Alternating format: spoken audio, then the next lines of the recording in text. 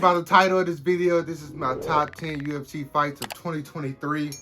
And with that being said, let's jump right into it. At number 10 on my list, we have a UFC 285 fight between Jeff Neal and Shavkat Rakhmonov. Everything's fast, speed and footwork. Don't back up. Well, he's got to feel like he's got to close the show here in this third and final round. This fight is really what made me a Shavkat fan. I mean, it was pure action through the whole 3 rounds that it lasted.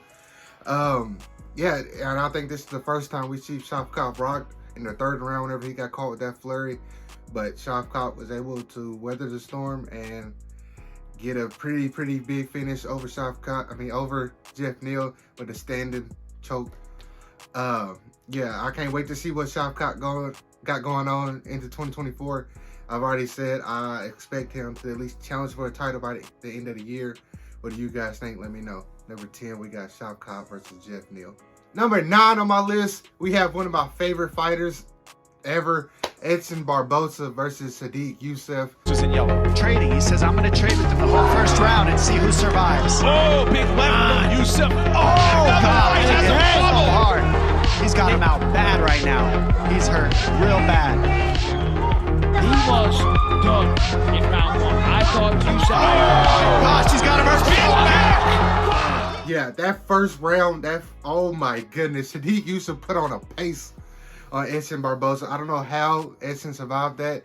And even more on top of that, I don't know how Edson was able to finish that fight after the first round. I mean, he was getting beat on the entire fight. I'm glad he was able to come back in. I'm glad they allowed the fight to continue. And he came back and won that fight. And during that fight, during the championship rounds, it showed that Edson Barboza still got some in the tank. And at number 9 on my list, we have Sadiq Youssef versus Edson Barboza. At number 8 on my list, we have a fight between 2 really good lightweights, which in the lightweight division, it almost seems like all of them are really good. We have Rafael Fiziev versus Justin Gaethje. Oh, big left-hand connection by Fiziev. Gone toe-to-toe with one of the best strikers in the UFC, and he's probably going to get the decision. Justin the Highlight Gaethje showed why he should be contending for a title next. I mean, in the 2nd and 3rd round, he really put a pace on Fiziev that I don't think too many lightweights can keep up with. But Fiziev in that 1st round, his boxing looks crisp, clean. But some of these shots from Gaethje, some of these uppercuts that he was landing in the last round, it showed that he won. I gave him 2 and 3. Outside of the first, Fiziev kind of faded in my opinion. But Fiziev, hopefully he comes back in 2024 healthy from his knee injury. I can't wait to see both of them fight. And I think Gaethje's getting a title shot next. When, I have no idea. Hopefully in March. At whatever 300 is, April or March. Yeah, what do you guys think? Let me know. Number 8 on my list, we have Justin Gaethje versus Rafael Fiziev. At number 7 on my list, we have a pair of flyweights who really, one of them wasn't even signed to the UFC when this fight was announced or made, and still isn't, but I have very high hopes for it in 2024. And we have Felipe dos Santos versus Manel Kape.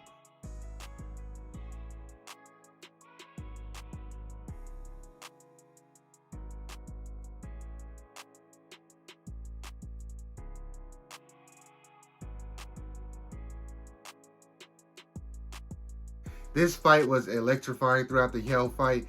Everybody thought Manel Kape was going to come in and run through Felipe dos Santos, who was actually scheduled to sign on Dana White's Contender Series like 2 weeks before he was able to get this call up to the main card.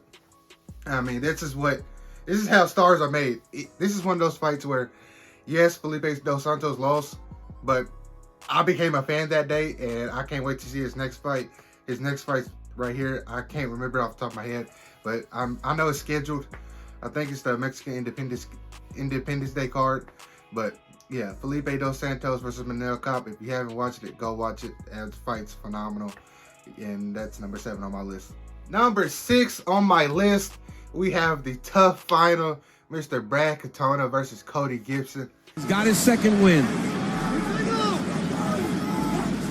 Oh! Huge right kick of an absolute classic in Boston.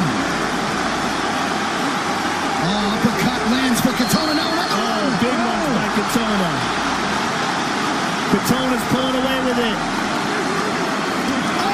A lot of people don't like Tough. I am a fan of Tough. I love watching the show. I go to my cousins every weekend when you watch it, and it's pretty entertaining, from my opinion. Which I'm usually there for the fights, but the show around is pretty fun. Dana White Contender Series, kind of whatever. That's a whole different video. Yeah, number 6 on my list, we got Brad Katona versus Cody Gibson. Cody Gibson, he showed why he should be in the UFC in this fight, and I'm glad that the UFC signed both of the guys after this fight, because that was a hell of a fight. Brad Katona became the first ever 2-time winner of Tough. And this was a tough season. I mean, I'm very surprised Timur hasn't got another opportunity in the UFC yet, but that's not the point. It was a great fight, tough final. I mean, obviously it's not like the first one that saved the UFC, but if you haven't watched this one, go watch it. I mean, Cody Gibson looked great. Brad Katona looked great. It's what Tough's all about. And that's not my number 6. That is my number 6 fight of the year. Number 5 on my list goes to this man, Jamal Hill versus Glover Teixeira.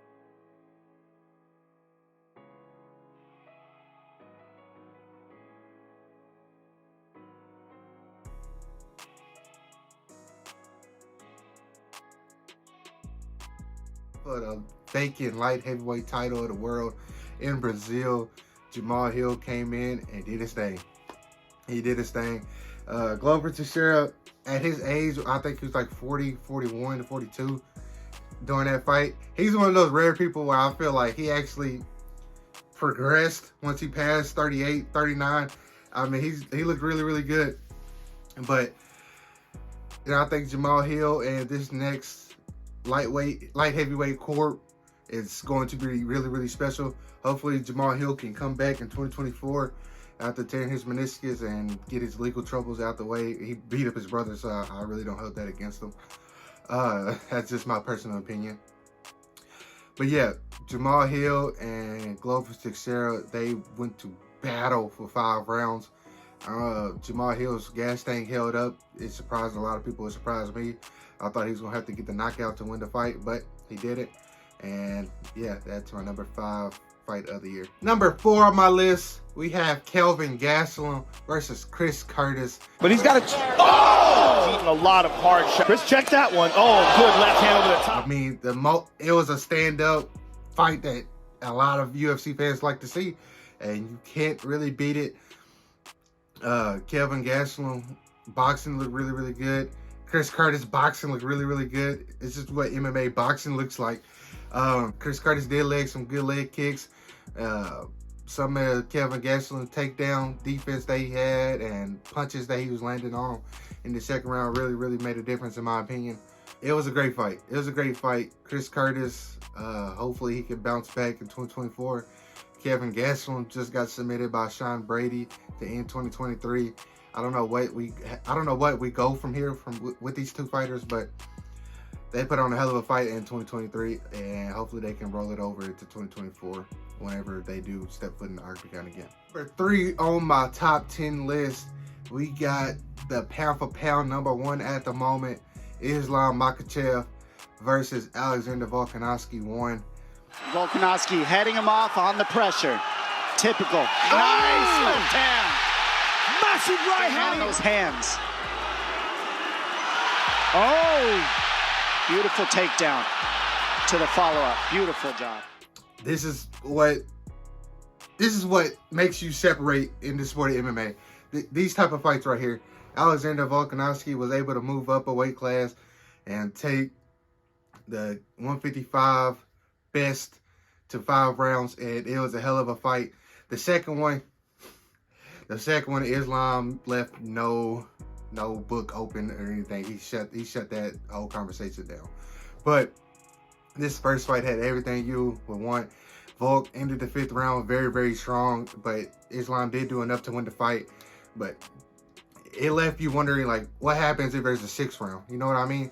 And those type of fights are always fun to watch live and even better to rewatch.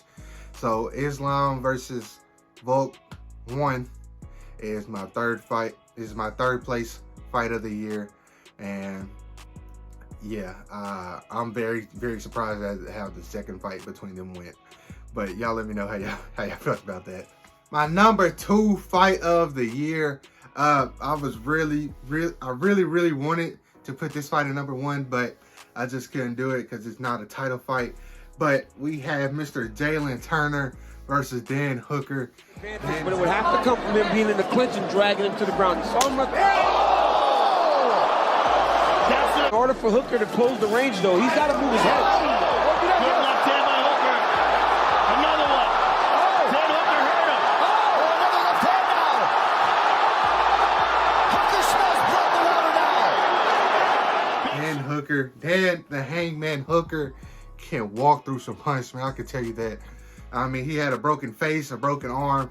That man, Jalen Turner, put it on him, but he was able to withstand it. That's all you could really ask for. And Jalen Turner kind of faded. I feel like if Dan Hooker would have stood up in that last round and made Jalen Turner try to trade with him, he possibly could have got a finish.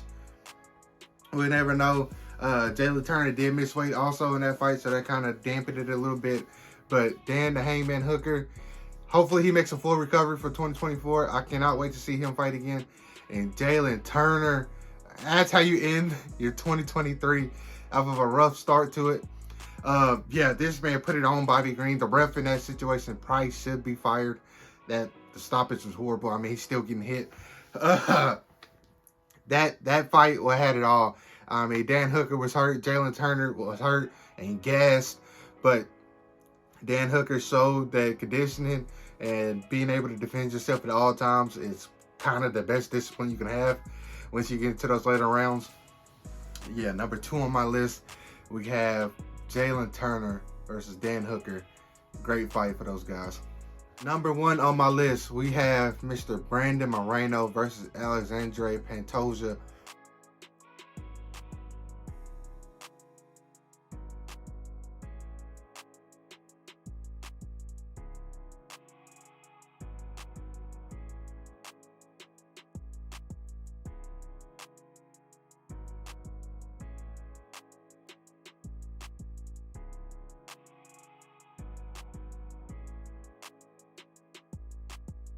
Part 3.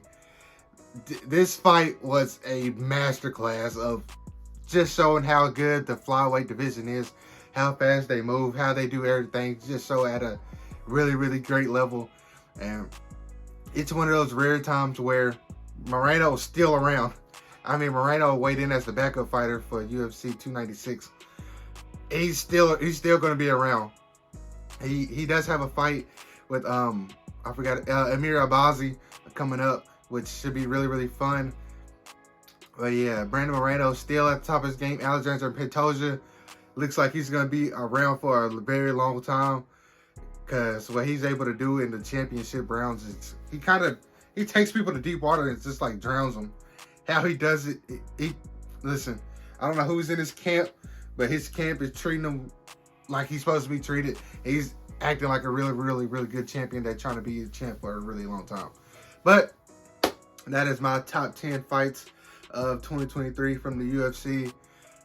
Honorable mention goes to, off the top of my head, Irene Aldana versus Carl Rosa. That fight had everything you can want in it. Oh, I don't know what that was. Some of those leg kicks Irene Aldana ate was kind of like, I was like check him a little bit. You know what I'm saying? So he was just getting lit up all night.